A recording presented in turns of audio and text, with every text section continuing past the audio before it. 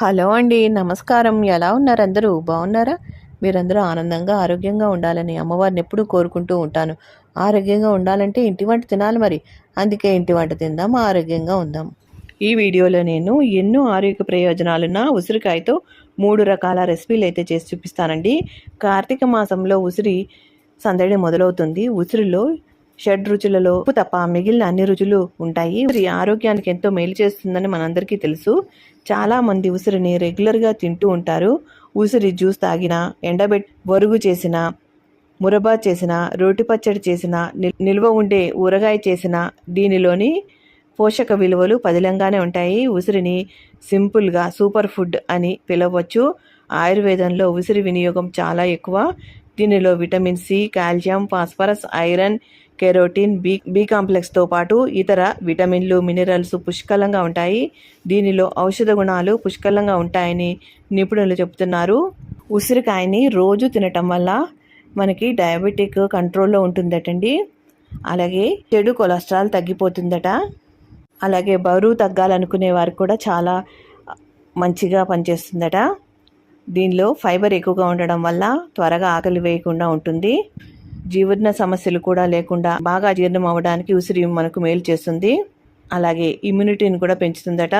ఉసిరిలో C vitamin అధికంగా ఉండడం వల్ల ఇది మనకెంతో ఉపయోగపడుతుంది. ఈ విధంగా తల వెంట్రుక నుంచి కాలిగోటి వరకు కూడా ఈ ఉసిరికాయ మనకి మన శరీరంలో ఉన్న అన్ని సమస్యలకి పరిష్కారంగా పనిచేస్తుంది. తప్పకుండా ఈ ఉసిరికాయని రోజు తినడానికి ప్రయత్నం అయితే చేస్తూ ఉండాలి మనం. ఈ ఉసిరికాయతోనే చేసి చూపించే 3 రకాల రెసిపీస్ అయితే మీకు బాగా ఉపయోగపడతాయండి. ముందుగా ఉసిరికాయతో రసం చేసి చూపిస్తాను. చాలా బాగుంటుందండి. అన్నంలోకి చాలా బాగుంటుంది ఈ రసము.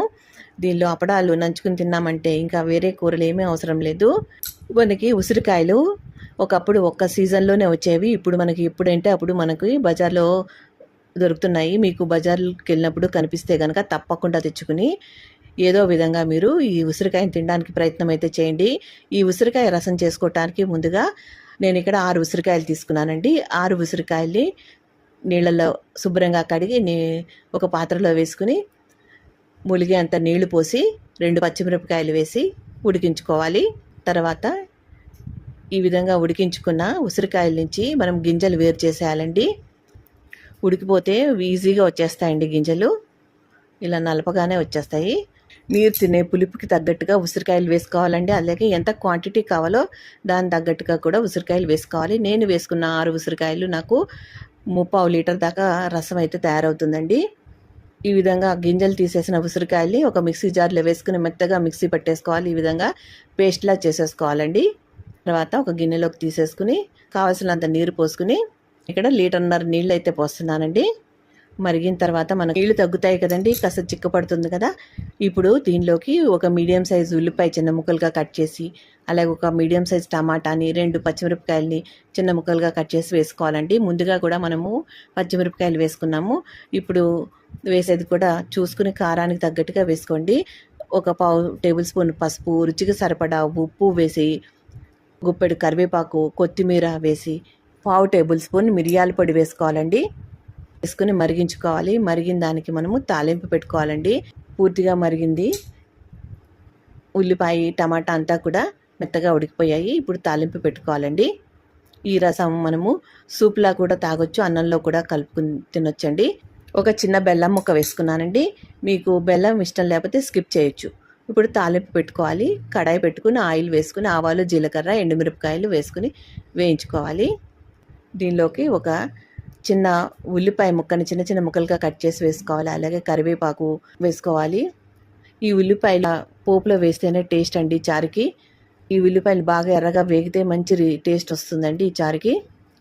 బాగా ఎర్రగా వేగిపోయాయి. చారులో కలిపేసుకుందామండి.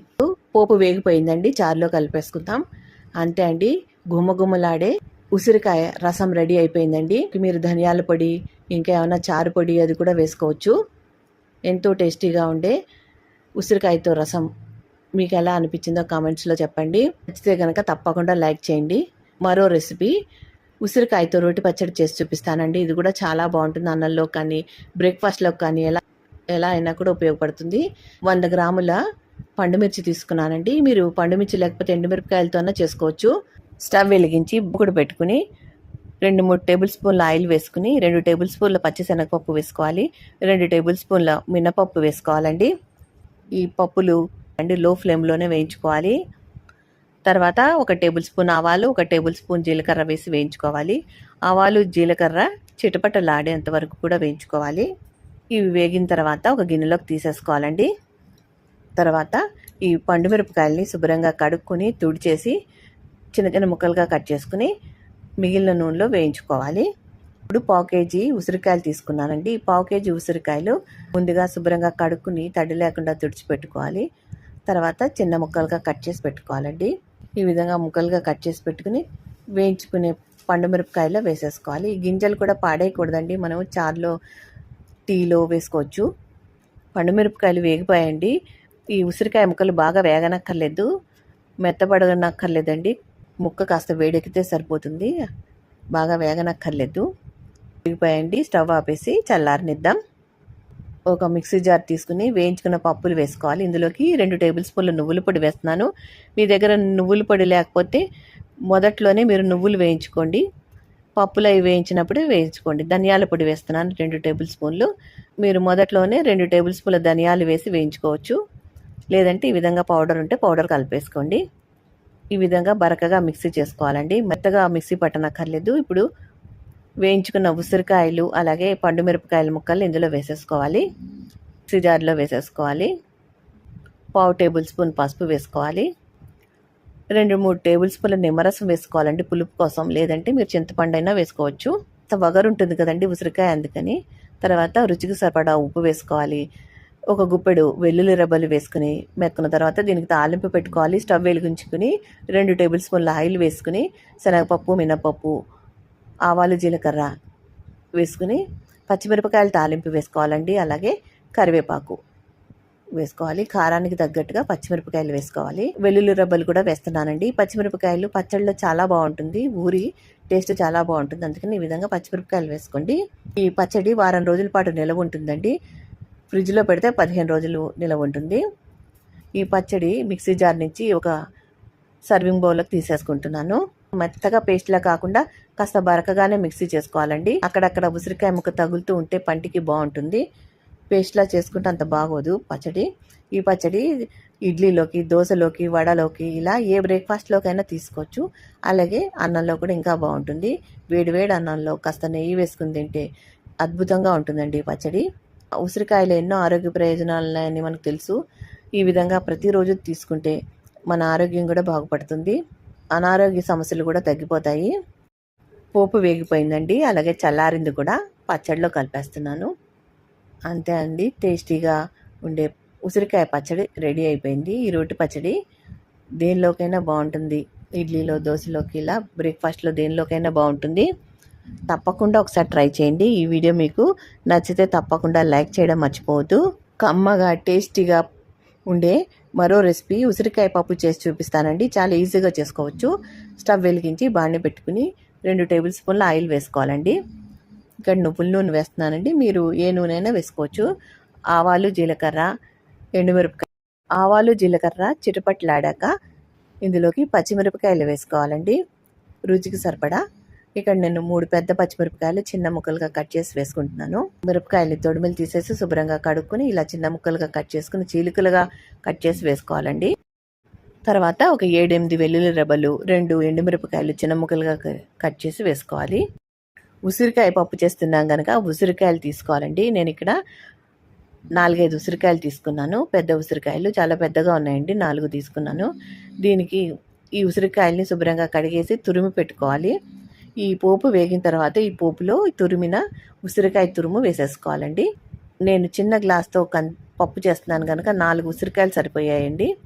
మీరు మీ పులుపుకి తగ్గట్టుగా వేసుకోండి. మీరు చేసే పప్పు క్వాంటిటీకి తగ్గట్టుగా ఉసిరికాయలు వేసుకోండి. చిన్న గ్లాసు కందిపప్పుకి నాకు 4 ఉసిరికాయలు సరిపోయాయండి. ఒక 1/2 టేబుల్ స్పూన్ ఇంగువ వేసుకోవాలి. ఈ ఉసిరికాయలు బాగా వేగనక్కర్లేదండి, మెత్తగా అవ్వక్కర్లేదు. 1 నిమిషం పాటు వేయించుకుంటే సరిపోతుంది. ఉడికించి పెట్టుకున్న పప్పుని ఇందులో పోపులో వేసేసుకుంటున్నానండి. ఆ చిన్న గ్లాస్తో నేను కందిపప్పు ఉడికించుకున్నాను. రైస్ ఉడికేటప్పుడే ఈ గిన్నెలో పప్పు కడిగేసి రైస్ మధ్యలో పెట్టేసి కుక్కర్లోనే ఉడికించాను. ఇది ఉసిరికాయ పప్పు మాత్రం కలిపి ఉడికించకూడదండి, ఉడకదు. అందుకని విడిగానే పప్పు ఉడికించుకుని ఉసిరికాయ తురుముకుని పప్పులో కలుపుకోవాలి. రుచికి సరిపడా ఉప్పు వేసుకోవాలి. 1/2 టేబుల్ స్పూన్ పసుపు వేసుకోవాలండి. అంతే అండి. ఉప్పు పసుపు బాగా కలిసేటట్టు కలిపేసుకోవాలి. పసుపు ఉప్పు వేసాక ఎక్కువసేపు స్టవ్ మీద ఉంచక్కర్లేదండి. మనకి ఎంత చిక్కదనం కావాలా, పప్పు పలచనగా కావాలా అనుకుంటే కనుక మనం పప్పులు ఉడికించేటప్పుడే నీళ్లు వేసుకోవాలి. ఇంకా చిక్కగా కావాలంటే నీళ్లు తక్కువ వేసుకు ఉడికించుకోండి. కొత్తిమీర వేసుకోవాలండి. అంతే అండి. గుమగుమలాడే కమ్మటి ఉసిరికాయ పప్పు రెడీ అయిపోతుంది. చపాతీల్లోకి అన్నంలోకి చాలా బాగుంటుంది. జొన్న రొట్టెలో కూడా తినొచ్చండి. వేడి అన్నంలో ఈ పప్పు వేసుకుని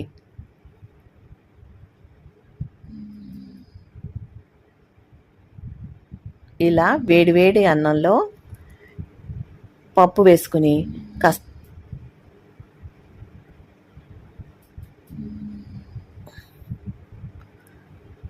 కాస్త నెయ్యి వేసుకుని కలుపుకు తిన్నామంటే అమోఘంగా ఉంటుందండి. ఇక ఏ కూరలు అక్కర్లేదు, మొత్తం అన్నం అంతా కూడా పప్పుతోటి తినేస్తాము. సైడ్కి నంచుకోవటానికి వడియాలు కానీ చల్లమిరపకాయలు కానీ వేయించుకుని నంచుకుని తిన్నారంటే ఇంకెప్పుడు కూడా ఈ పప్పు టేస్ట్ మర్చిపోరు. మళ్ళీ చేసుకుంటూనే ఉంటారు. ఉసిరికాయలు ఎప్పుడు దొరుకుతాయని ఎదురు చూస్తూ ఉంటారు. అందుకని మీరు బజార్కి వెళ్ళినప్పుడు ఉసిరికాయలు కనిపిస్తే మాత్రం వదలకుండా తప్పకుండా తెచ్చుకుని ఈ విధంగా ఏదో ఒక రెసిపీ చేసుకుని తినండి. మీకున్న ఆరోగ్య సమస్యలు తొలగిపోతాయి. ఈ వీడియో మీకు ఎలా అనిపించిందో కామెంట్స్లో చెప్పండి. ఈ వీడియో కనుక మీకు నచ్చితే తప్పకుండా లైక్ చేయండి, షేర్ చేయండి, సబ్స్క్రైబ్ చేసుకోండి. మా వీడియో కనుక మీకు నచ్చితే తప్పకుండా లైక్ చేయడం, షేర్ చేయడం మర్చిపోవద్దు. మీరు లైక్ చేయడం వల్ల మరికొద్ది మంది మా వీడియోని చూసి నేర్చుకుని చేసుకుంటారు. ఈ వీడియో మరికొంతమందికి ఉపయోగపడుతుంది కదా, అందుకని తప్పకుండా లైక్ చేయడం మర్చిపోవద్దు. మా వీడియోని మొదటిసారి చూస్తున్నట్లయితే తప్పకుండా సబ్స్క్రైబ్ చేసుకోండి. అప్పుడే మేము చేసే వీడియోలు మీకు నోటిఫికేషన్ రూపంలో వస్తాయి. మా వీడియోల్ని మీరు మిస్ కాకుండా చూడగలుగుతారు. ఈ వీడియో కనుక నచ్చితే తప్పకుండా లైక్ చేయండి, షేర్ చేయండి, సబ్స్క్రైబ్ చేసుకోండి. మరో మంచి వీడియోతో మళ్ళీ కలుస్తాను. నమస్కారం, ఉంటానండి. Thank you for watching.